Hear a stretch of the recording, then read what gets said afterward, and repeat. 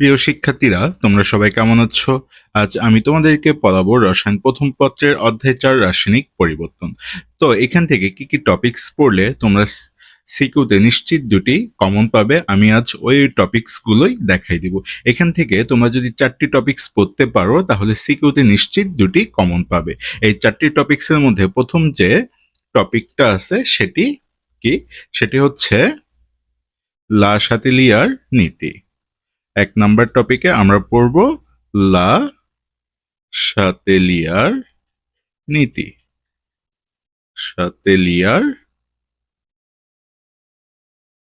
নীতি।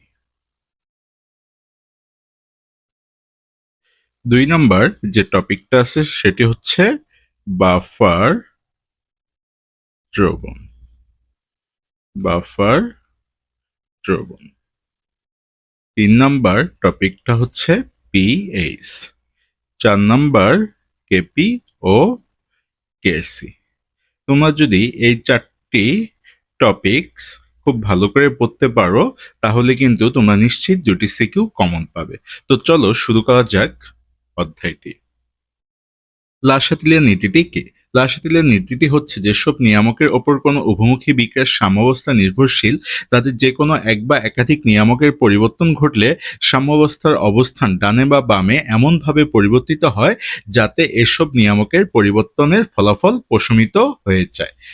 তো এখান থেকে তোমাদের লা শাতিলিয়ার নীতি আলোকে তাপমাত্রার প্রভাব আলোচনা করো বা ব্যাখ্যা করো, এটা মাঝে মাঝে কিন্তু সিকিউতে চলে আসে। শুধু যে তাপমাত্রা আসে এমনটা না, চাপ ও ঘনমাত্রাও কিন্তু একসাথে দিয়ে দেয় ঘ নাম্বারে। তোমরা যদি সিকিউ প্রশ্নগুলো খেয়াল করো দেখবা যে ওখানে তাপমাত্রা, চাপ ও ঘনমাত্রার ফলাফল একবারেই দিয়ে দেয়। 4 মার্কের থাকে এটা। তো তাপমাত্রার ভিত্তিতে বিক্রিয়া কত প্রকার? তাপমাত্রার ফলাফল ব্যাখ্যা করতে গেলে তোমাদেরকে প্রথমেই জানতে হবে তাপমাত্রার ভিত্তিতে বিক্রিয়া কত প্রকার। তাপমাত্রার ভিত্তিতে বিক্রিয়া হচ্ছে 2 প্রকার। বিক্রিয়া কত প্রকার? 2 প্রকার। একটা হচ্ছে তাপ উৎপাদী বিক্রিয়া, এটা তো তোমরা জানো। যে বিক্রিয়ায় তাপ উৎপন্ন হবে তাকে আমরা কি বলবো? তাপ উৎপাদী বিক্রিয়া বলবো। তাপ উৎপাদী বিক্রিয়া তোমরা চিনবা কিভাবে? দেখো এখানে আমি একটি বিক্রিয়া নিয়েছি, সেটা হলো N2+3H2 2NH3, অর্থাৎ নাইট্রোজেন এবং হাইড্রোজেনের বিক্রিয়ায় অ্যামোনিয়া উৎপন্ন হবে। এই বিক্রিয়ায় 92 কিলোজুল তাপ কি হবে? উৎপন্ন হবে। এবং এটা যদি উৎপাদের সাথে থাকে তাহলে সেটা হবে প্লাস দিয়ে। উৎপাদের সাথে যদি তাপমাত্রাটা থাকে কি হবে? প্লাস দিয়ে হবে। এবং ডেল এইচ যদি থাকে, অর্থাৎ তাপমাত্রার পার্থক্য যদি থাকে, তাহলে এখানে কিন্তু মাইনাস বসবে একটা। এই চিহ্ন দেখে তোমাদেরকে বুঝতে হবে এটা তাপ উৎপাদী না তাপ হারি। এবার দেখো তাপহারী বিক্রিয়া। তাপহারী বিক্রিয়াতে আমি একটি বিক্রিয়া নিয়েছি N2+O2 2NO। এখানে দেখো উৎপাদের সাথে যে তাপমাত্রাটা আছে সেটা কি দিয়ে থাকবে? মাইনাস দিয়ে। এবং ডেলএইচ এর তাপমাত্রাটা থাকবে হলো প্লাস দিয়ে। ডেলএইচ এর তাপমাত্রা কি দিয়ে থাকবে? প্লাস দিয়ে। অর্থাৎ উৎপাদের সাথে যদি তাপমাত্রাটা থাকে তাহলে সেটা থাকবে মাইনাস, এবং ডেলএইচ এর সাথে যদি তাপমাত্রাটা থাকে সেটা থাকবে হলো প্লাস। এই প্লাস এবং মাইনাস দেখে তোমাদেরকে বুঝতে হবে এটা তাপ উৎপাদী না তাপহারী। তাহলে দেখো তাপ উৎপাদী বিক্রিয়ার ক্ষেত্রে কি হবে? উৎপাদের সাথে তাপমাত্রাটা প্লাস দিয়ে থাকবে, অথবা ডেলএইচ দিয়ে যদি তাপমাত্রাটা থাকে তাহলে সেটা মাইনাস। এবং তাপহারীতে তাপমাত্রাটা যদি উৎপাদের সাথে থাকে তাহলে সেটা থাকবে মাইনাস আকারে, এবং ডেলএইচ যদি থাকে তাহলে সেটা থাকবে প্লাস আকারে। আশা করি তোমরা এটা বুঝতে পেরেছো।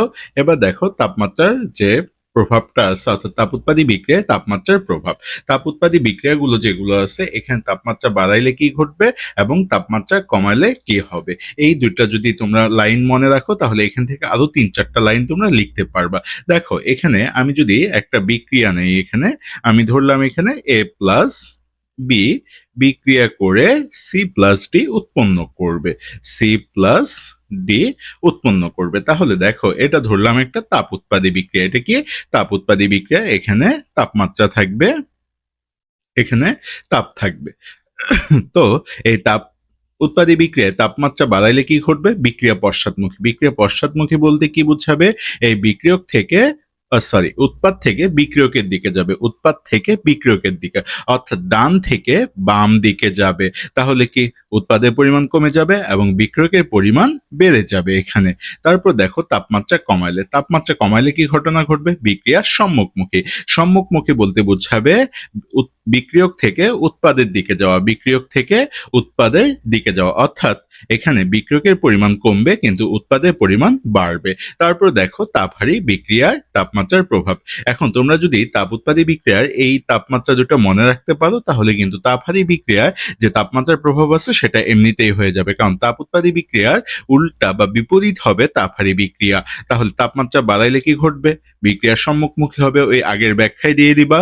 আর তাপমাত্রা কমালে কি হবে? বিক্রিয়া পশ্চাৎমুখী হবে। এখন আসি চাপের প্রভাব। এখন কোন কোন ক্ষেত্রে চাপের প্রভাব থাকবে না? যদি চাপের প্রভাব ব্যাখ্যা করতে বলে তাহলে আগে এই দুইটা লাইন লিখে নিবা, তারপর চাপের প্রভাব ব্যাখ্যা করবা। চাপের প্রভাবের ক্ষেত্রে কোন কোন ক্ষেত্রে চাপের প্রভাব থাকবে না? দুটি ক্ষেত্রে চাপের প্রভাব থাকবে না। একটি হচ্ছে বিক্রিয়ক ও উৎপাদ যদি কঠিন হয়। এখন বিক্রিয়ক ও উৎপাদ কঠিন হওয়া বলতে কি বুঝাইছে এখানে? ধরলাম এ একটা বিক্রিয়ক, এখানে যদি এস থাকে অর্থাৎ সলিড, প্লাস বি এটাও যদি সলিড হয়, এখানে যদি বিক্রিয়া করার পর সি প্লাস ডি উৎপন্ন হয়, এই সিটাও সলিড প্লাস ডি যেটা উৎপন্ন হইলো সেটা হলো সলিড। অর্থাৎ এইরকম যদি থাকে, অর্থাৎ বিক্রিয়ক এবং উৎপাদ যদি সলিড হয় তাহলে, বা সলিড বা কঠিন হয় তাহলে সেখানে চাপের প্রভাব থাকবে না। অথবা বিক্রিয়ক ও উৎপাদের মোল সংখ্যা যদি সমান হয়। দেখো এই জায়গায় কত মোল আছে? 1 মোল। এই জায়গাতেও কত মোল আছে? 1 মোল। তাহলে এখানে বিক্রিয়কের মোল সংখ্যা কত? 2। উৎপাদের ক্ষেত্রে দেখো এখানে এখানে কত মোল? 1 মোল, এবং এখানেও কত মোল? 1 মোল। তাহলে বিক্রিয়ক এবং উৎপাদের মোল সংখ্যা কি হয়ে গেছে? সমান হয়ে গেছে। এক্ষেত্রে চাপের প্রভাব থাকবে না। চাপের প্রভাব তাহলে কখন থাকবে? চাপের প্রভাব থাকবে, দেখো এখন চাপ বাড়ালে কম সংখ্যক গ্যাসীয় অণুর দিকে যাবে। অর্থাৎ দেখো আমরা যদি এখানে একটা বিক্রিয়া লিখি N2 প্লাস 3H2, অ্যামোনিয়ার যে বিক্রিয়াটা লিখছিলাম আমি ওটাই লিখতেছি। দেখো এখানে এটা হলো 2NH3। অর্থাৎ এই বিক্রিয়ায় যদি তোমরা চাপ বাড়াও তাহলে কি ঘটনা ঘটবে? চাপ বাড়াইলে এটা দেখো এখানে মূল সংখ্যা কত আছে? এটা হলো 1 এবং এটা হলো 3। অর্থাৎ এখানে বিক্রিয়কের মোট মোল সংখ্যা হচ্ছে 4, বিক্রিয়কের মোট মোল সংখ্যা 4 এবং উৎপাদের মোট মোল সংখ্যা হচ্ছে 2। তাহলে কি ঘটনা ঘটবে? চাপ যখন বাড়াবো তখন বিক্রিয়ক থেকে উৎপাদের দিকে যাবে, বিক্রিয়ক থেকে উৎপাদের দিকে যাবে। অর্থাৎ এখানে বিক্রিয়া বাম থেকে ডান দিকে যাবে এবং বিক্রিয়কের পরিমাণ কমবে ও উৎপাদের পরিমাণ বাড়বে। চাপ কমালে কি ঘটনা ঘটবে? চাপ কমালে, চাপ বাড়ালে যে ঘটনা ঘটছে তার উল্টা ঘটনা ঘটবে। অর্থাৎ এখানে দেখো তোমরা, এখানে মোল সংখ্যা কত আছে? 2 আছে। এই 2 মোল থেকে কোন দিকে যাবে? তখন 4 মোলের দিকে যাবে, অর্থাৎ বেশি সংখ্যক গ্যাসীয় অণুর দিকে যাবে। ব্যাখ্যা ওই একই। এখানে কি হবে? এখানে উৎপাদ থেকে বিক্রিয়কের পরিমাণ বাড়বে, অর্থাৎ ডান থেকে বাম দিকে যাবে। এখন ঘনমাত্রার প্রভাব শুধু মনে রাখবা তোমরা, বেশি থেকে কমের দিকে যাবে। ঘনমাত্রার প্রভাবে কি? বেশি থেকে কমের দিকে। অর্থাৎ তোমরা যদি বিক্রিয়কের ঘনমাত্রা বৃদ্ধি করো তাহলে উৎপাদের পরিমাণ বাড়বে, আবার যদি উৎপাদের ঘনমাত্রা বৃদ্ধি করো তাহলে বিক্রিয়কের পরিমাণ বাড়বে। তো এবার আসবো আমরা নেক্সট টপিকে, সেটা হচ্ছে বাফার দ্রবণ। বাফার দ্রবণ বলতে কি বোঝাবে? বাফার দ্রবণ হলো যে দ্রবণে সামান্য পরিমাণ সবল অ্যাসিড বা ক্ষার যোগ করলেও দ্রবণের পিএইচ এর তেমন কোনো পরিবর্তন হয় না, তাকে আমরা কি বলতে পারি? বাফার দ্রবণ বলতে পারি। এই বাফার দ্রবণ হচ্ছে 2 প্রকার। বাফার দ্রবণ কত প্রকার? 2 প্রকার। একটা হচ্ছে অম্লীয় বাফার এবং ক্ষারীয় বাফার। তোমরা কিন্তু এই টপিকটা থেকে সিকিউ মাস্ট বি কমন পাবাই। এই টপিকটা থেকে সিকিউ কমন পাবা, এটা মাস্ট বি। তাই এই টপিকটা ভালো করে পড়ো তোমরা। দেখো এখন এখানে এই বাফার দ্রবণ কত প্রকার? 2 প্রকার। একটা হচ্ছে অম্লীয় বাফার, আরেকটা হচ্ছে ক্ষারীয় বাফার। এখন অম্লীয় বাফারের ক্রিয়া কৌশল এবং ক্ষারীয় বাফারের ক্রিয়া কৌশল পড়বো, এটাই লাগবে। অর্থাৎ এখান থেকে সিকিউ কিভাবে লিখবা এটাও আমি নেক্সট পার্টে দেখাই দিব। দেখো অম্লীয় বাফার যেটা আছে, আমরা এখানে একটা অ্যাসিড নিলাম, সেটা হলো CH3COOH, অর্থাৎ ভিনেগার বা অ্যাসিটিক অ্যাসিড নিলাম। এটাকে আমরা যখন ভাঙবো তখন এখানে কি পাবো? একটা অ্যানায়ন পাবো এবং একটা ক্যাটায়ন পাবো, CH3COO- মাইনাস এটা একটা অ্যানায়ন এবং H প্লাস একটা ক্যাটায়ন। এর একটা কি করতে হবে? লবণ নিতে হবে। CH3COON একটা লবণ নিলাম। এই লবণটাকে যখন আমরা ভাঙবো তখন এখানে কি পাবো? CH3COO মাইনাস অর্থাৎ একটা অ্যানায়ন এবং সোডিয়াম প্লাস একটা ক্যাটায়ন পাবো। তো এই দ্রবণে বাফার দ্রবণের সত্যই হলো এখানে সামান্য পরিমাণ অ্যাসিড ও ক্ষার যোগ করতে হবে। তো এই দ্রবণে আমরা যদি সামান্য পরিমাণ অ্যাসিড যোগ করি, কি অ্যাসিড নিব? এখানে আমরা HCl নিছি। কি অ্যাসিড নিছি? HCl। তো HCl কে ভাঙলে আমরা কি পাবো? H প্লাস ও Cl মাইনাস পাবো। দেখো এখন এই যে এই H প্লাসটা বিক্রিয়া করবে হলো এখানে CH3COO মাইনাসের সাথে। এর সাথে যখন বিক্রিয়া করবে তখন কি উৎপন্ন করবে? ওই CH3COO H উৎপন্ন করবে। অর্থাৎ দ্রবণের কোনো পরিবর্তন হবে? দেখো দ্রবণের কোনো পরিবর্তন হয়নি। দ্রবণের যদি পরিবর্তন না হয় তাহলে কি pH এর পরিবর্তন হবে? না, অবশ্যই হবে না। আর পিএইচ এর পরিবর্তন না হলে সেটাকে আমরা কি বলতে পারি? বাফার দ্রবণ। এবার দেখো এখানে অ্যাসিড যোগ করার পরেও পিএইচ এর পরিবর্তন হয়নি, তাহলে এটি একটি বাফার দ্রবণ। কি বাফার দ্রবণ? যেহেতু আমরা অ্যাসিডের করতেছি তাই এটি অম্লীয় বাফার দ্রবণ। এবার দেখো সামান্য পরিমাণ ক্ষার যোগ করলে কি হবে? সামান্য পরিমাণ ক্ষার যেটা সেটা আমরা নিছি H2O। কি নিছি? H2O। H2O কে ভাঙলে আমরা কি পাবো? H প্লাস এবং OH মাইনাস পাবো। এখন দেখো এখানে যে OH মাইনাসটা আছে এই OH মাইনাসটা এই H প্লাসের সাথে বিক্রিয়া করবে। H প্লাসের সাথে বিক্রিয়া করলে এখানে কি উৎপন্ন করবে? ওই পানি উৎপন্ন করবে। এই পানিটা হলো নিরপেক্ষ। পানিটা কি? নিরপেক্ষ। অর্থাৎ অম্লীয় বাফার দ্রবণ যেটা নিলাম আমরা, এখানে যদি সামান্য পরিমাণ অ্যাসিড ও সামান্য পরিমাণ ক্ষারও যোগ করি তাহলে এখানে দ্রবণের কোনো পরিবর্তন হয় না। আর দ্রবণের পরিবর্তন না হলে সেখানে কি পিএইচ এর পরিবর্তন হবে? পিএইচ এর পরিবর্তন না হলে সেটিকে আমরা কি বলতে পারি? অম্লীয় বাফার দ্রবণ। আমি যে কথাটা বললাম এটাই যদি নিচ দিয়ে লিখে দাও, এনাফ। তারপর দেখো এবার আমরা দেখব ক্ষারীয় বাফার। ক্ষারীয় বাফারের ক্ষেত্রে দেখো এখানে একটা আমরা ক্ষার নিছি এবং ক্ষারের লবণ নিছি। তো এখানে যে ক্ষারটা নিছি সেটা হলো অ্যামোনিয়াম হাইড্রোক্সাইড। তো অ্যামোনিয়াম হাইড্রোক্সাইডকে আমরা যখন ভাঙবো তখন কি পাবো? NH4 প্লাস একটা ক্যাটায়ন পাবো এবং OH মাইনাস একটা অ্যানায়ন পাবো। এর যে লবণটা নিছি সেটার ক্ষেত্রে সেম, এখানে NH4 একটা ক্যাটায়ন এবং Cl মাইনাস একটা অ্যানায়ন পাবো।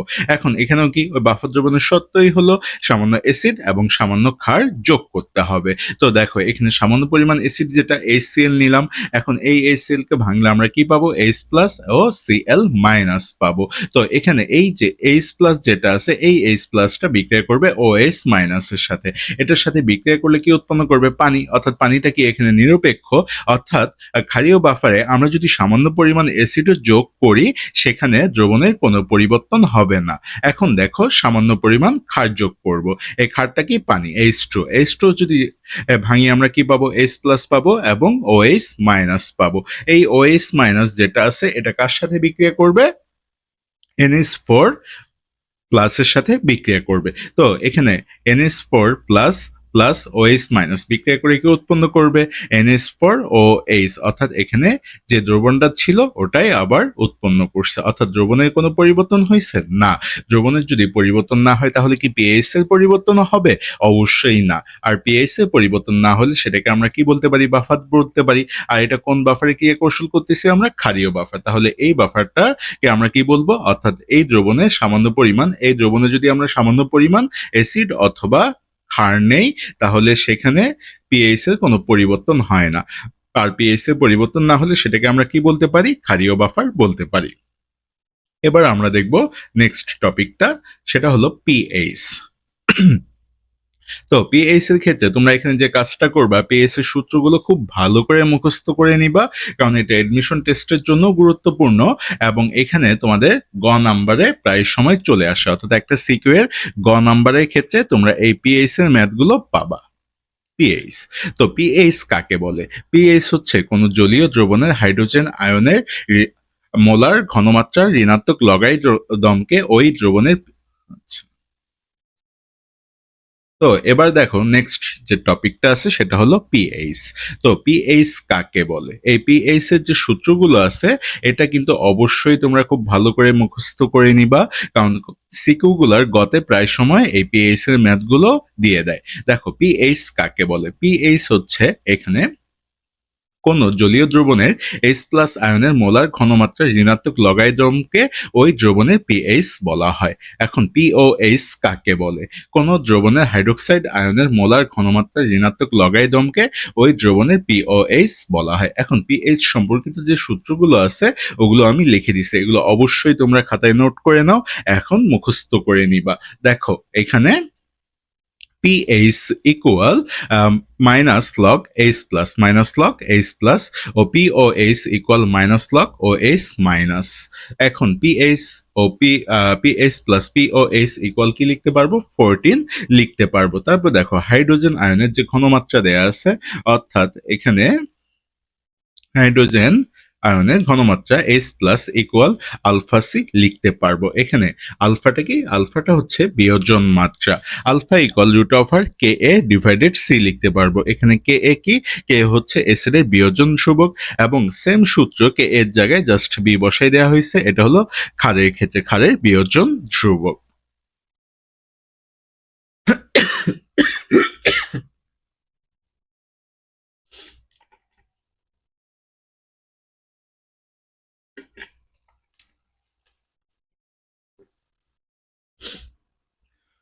তারপর দেখো 7 নম্বর যে সূত্রটি আছে সেটি হচ্ছে Ka equal alpha square C.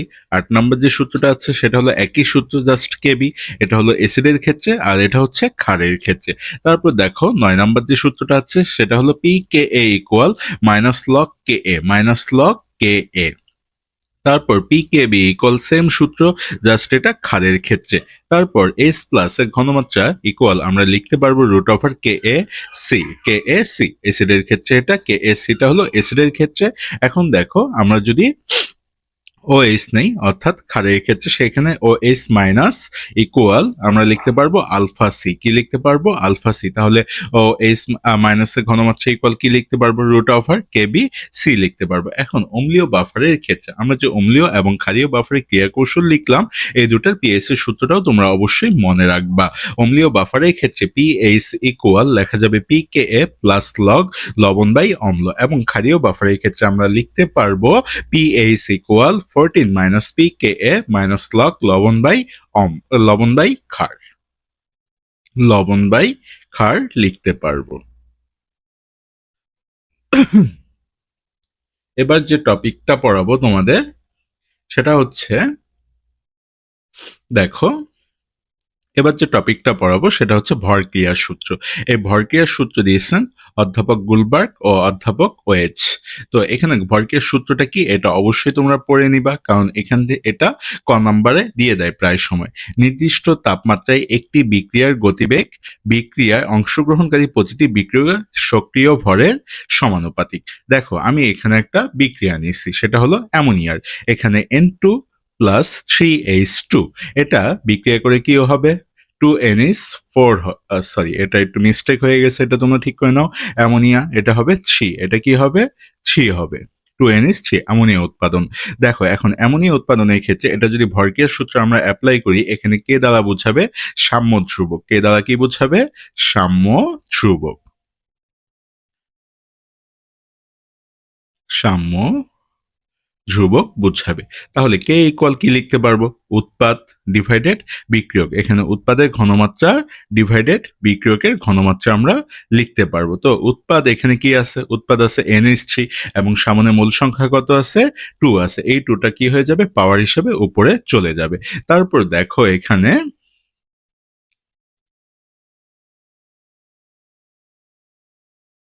যেটা N2টা কি বিক্রিয়ক? তাহলে বিক্রিয়ক কোথায় থাকবে? নিচে থাকবে, এবং H2টাও কি বিক্রিয়ক? তাহলে দেখো এখানে N2 এর ঘনমাত্রা ইনটু H2 এর ঘনমাত্রা, আর H2 সামনে কত ছিল? 3 ছিল মূল সংখ্যা। এই 3টা কোথায় যাবে? পাওয়ার হিসাবে উপরে চলে আসবে। অর্থাৎ ভরক্রিয়ার সূত্রটা তোমরা অবশ্যই মনে রাখবা, কারণ এটা কেপি এবং কেসিতে মাস্ট বি লাগবেই। আমি যে তোমাদের এই 4th অধ্যায়ের 4টা টপিকস আলোচনা করে দিচ্ছি, এই 4টাই কিন্তু হট টপিকস।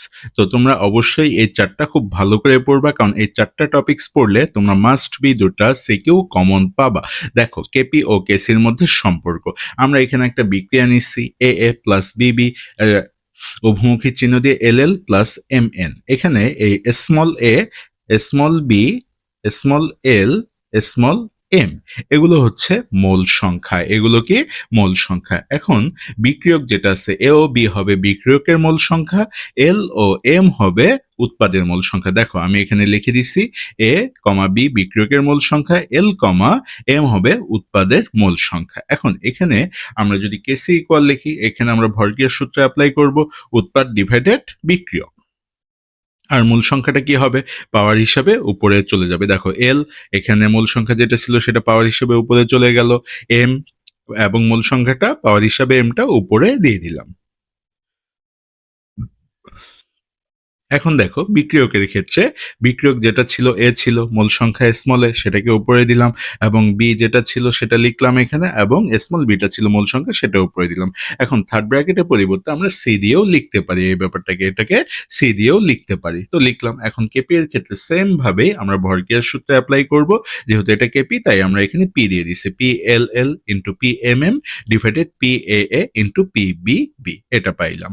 এখন দেখো আমরা যেটা জানি আদর্শ গ্যাসের ক্ষেত্রে, আদর্শ গ্যাসের ক্ষেত্রে সমীকরণ যেটা জানি সেটা কি, পিভি ইকুয়াল এনআরটি। এটা কার সমীকরণ, আদর্শ গ্যাসের, অর্থাৎ আইডিয়াল গ্যাস। আদর্শ গ্যাসের ইকুয়েশনটা আমরা লিখতে পারবো হলো পিভি ইকুয়াল এনআরটি। দেখো পিভি ইকুয়াল এনআরটি যেটা আছে এখানে P equal N divided V into RT লেখা যাবে কিনা। এখন এন ডিভাইডেড ভি যেটা আছে এটার পরিবর্তে দেখো তোমরা এমনিতেই যে সূত্রটা পড়তে সেটা হলো এস ভি ইকুয়াল এন, তাহলে এখানে S equal N by V লেখা যাবে কিনা। এই এস যেটা ঘনমাত্রা প্রকাশ করে, আর এখানে সি দ্বারা ঘনমাত্রা প্রকাশ করা হয়েছে, তাহলে C equal N by V. তাহলে এই এন বাই ভি এর পরিবর্তে আমরা কি লিখতে পারবো, সি লিখতে পারবো, সেই সি দিয়ে দিলাম, তাহলে পি ইকুয়াল সি আর টি। এখন দেখো কেপি যেটা লিখছিলাম, আমরা কি লিখছিলাম, কেপি লিখছিলাম হলো P L L into P M M divided P A A into P B B. এখন দেখো তাহলে এটা এখন পি এর জায়গায় আমরা সি আর টি অ্যাপ্লাই করবো, অর্থাৎ পি এর মান এখানে বসাই দিব। তাহলে কেপি ইকুয়াল আমরা কি লিখতে পারবো, সি এল আর টি, আর এখানে পাওয়ার যেটা ছিল মূল সংখ্যা সেটা উপরে থাকবে, সি এম আর টি পাওয়ার হিসাবে মূল সংখ্যাটা উপরেই থাকবে, ডিভাইডেড সি এ আর টি মূল সংখ্যা যাবে উপরে, সি বি আর টি মূল সংখ্যা উপরে যাবে। তো দেখো এবার আমরা এখানে কেপি ইকুয়াল কি লিখতে পারবো, কেপি ইকুয়াল আমরা লিখতে পারবো C L into C M into R T L plus M, অর্থাৎ এখানে উপরে পাওয়ার গুলো কি হয়ে গেছে, যোগ হয়ে গেছে, এল প্লাস এম। সেম ভাবে নিচের লাইনটা লিখছি আমি, সি এ into C B into R টি এ প্লাস বি। এখন দেখো এখানে এই দুটা রাশি কি একই, এই দুটা আর টি, এই দুটা রাশি কি একই না, তো এটাকে আমরা উপরে তুলে দিতে পারবো। তো দেখো এই যে এখানে যে রাশিটা লিখছি এটা দেখো তোমরা, এটা কার সাথে মিল আছে, দেখো এটা আমি যদি আগের পেজে যাই, আগের পেজে গেলেই তোমরা দেখতে পারবে এটা আমরা কিন্তু এই জায়গায় লিখে নিছি আগে, অর্থাৎ কেসি ইকুয়াল আমরা এটা লিখছিলাম। তাহলে এটা ইকুয়াল কি কেসি লেখা যাবে না, C L L C M M divided C A A into C B B, এটার পরিবর্তে কি লেখা যাবে, কেসি। তো এটার পরিবর্তে আমি লিখছি হলো কেসি, এবং আর টি লিখে এল প্লাস এম মাইনাস এ প্লাস বি। এটা কি, এটা হলো উৎপাদের মোল সংখ্যা, আর এটা হচ্ছে বিক্রিয়কের মোল সংখ্যা। এই দুটা ইকুয়াল লিখতে পারবো আমরা ডেল এন, কি লিখতে পারবো, ডেল এন। তো এখানে KP equal KC R T del N, তোমরা এই সূত্রটা অবশ্যই মনে রাখবা, KP equal KC R T del N. এবং যে সম্পর্কটা কেপি ও কেসির মধ্যে যে সম্পর্কটা পড়াই দিলাম এটাও কিন্তু তোমরা ভালো করে দেখবা, কারণ মাঝে মাঝে বিক্রিয়াগুলো দিয়ে কেপি ও কেসির মধ্যে সম্পর্ক স্থাপন করতে বলে, এটা হুটহাট চলে আসে কিন্তু। তা এখন দেখো এখানে বিক্রিয়ক এবং উৎপাদের মূল সংখ্যা যদি একই হয়, মূল সংখ্যা যদি একই হয় তাহলে কেপি ইকুয়াল কেসি হবে। কিভাবে হবে, মূল সংখ্যা একই হলে এটা আমি তোমাদেরকে দেখাই দিচ্ছি বিক্রিয়ার মাধ্যমে। দেখো এখানে আমরা এখন কেসি নির্ণয় করব। কেসি এর ক্ষেত্রে আমরা একটা বিক্রিয়া নিচ্ছি, সেটা হলো হাইড্রোজেন প্লাস আয়োডিন। এটা বিক্রিয়া করে দুই অণু বা 2 মোল হাইড্রোজেন আয়োডাইড উৎপন্ন করবে, 2 মোল হাইড্রোজেন আয়োডাইড উৎপন্ন করবে। তো প্রাথমিক অবস্থা বলতে কি বুঝাবে, আমরা একটা টেস্ট টিউবে হাইড্রোজেন নিছি আর একটা টেস্ট টিউবে আয়োডিন নিছি, এটা এখনো মিক্সড করা হয়নি, এটাকে বলা হয় প্রাথমিক অবস্থা। তো প্রাথমিক অবস্থায় এটা হলো কি এ মোল আছে, ধরলাম এ মোল, এবং আই টুটা আছে বি মোল, আয়োডিনটা বি মোল ধরলাম। আর এখানে প্রাথমিক অবস্থায় এটা কত থাকবে? 0 থাকবে। তো সাম্যাবস্থার ক্ষেত্রে দেখো এখন সাম্যাবস্থায় হাইড্রোজেন আয়োডাইড কত মোল থাকবে? এটা হবে 2 আলফা। এটা কি হবে? 2 আলফা। যেহেতু এখানে বিক্রিয়ক এবং উৎপাদ সাম্যাবস্থায় থাকবে, তাই দুটার মোল সংখ্যাও কি হবে? সাম্যাবস্থায় থাকবে। তাই আমরা এখানে লিখতে পারবো a মাইনাস আলফা, আর এখানে লিখতে পারবো b মাইনাস আলফা। এখন দেখো হাইড্রোজেন এর মোলার ঘনমাত্রা কি লিখতে পারবো? এখানে মোল সংখ্যা a মাইনাস আলফাটাকে কি বলা হবে? এটাকে বলা হবে মোল সংখ্যা। অর্থাৎ ঘনমাত্রায় একটু আগেই তোমাদেরকে সূত্র দেখাই দিলাম আমি, c equal n by V. কি বললাম? c equal n by V. এখানে n কোনটা? এখানে n হচ্ছে a মাইনাস আলফা, এটা হচ্ছে n, এবং নিচে ভি দিলাম।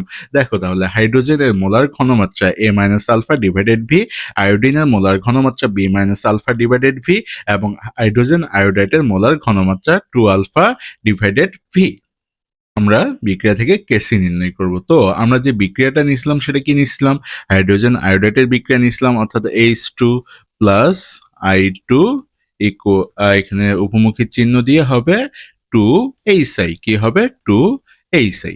তো এটা কি? এটা হলো উৎপাদ, আর এটা কি হচ্ছে? বিক্রিয়ক। তো উৎপাদের ক্ষেত্রে আমরা এখানে লিখতে পারবো উৎপাদের ঘনমাত্রা, আর এখানে মোল সংখ্যা যেটা থাকবে সেটা হলো পাওয়ার হিসাবে উপরে চলে আসবে। এই যে পাওয়ার হিসাবে উপরে চলে গেছে। আর এই দুটোর সামনে কি মোল সংখ্যা আছে? এটা 1, এটাও 1 মোল। তাই এখানে হাইড্রোজেনের ঘনমাত্রা এবং আয়োডিনের ঘনমাত্রা। এখন জাস্ট মান বসাই দাও। মান বসাই দিলে এখানে হাইড্রোজেন আয়োডাইডের মান কি পাইছি?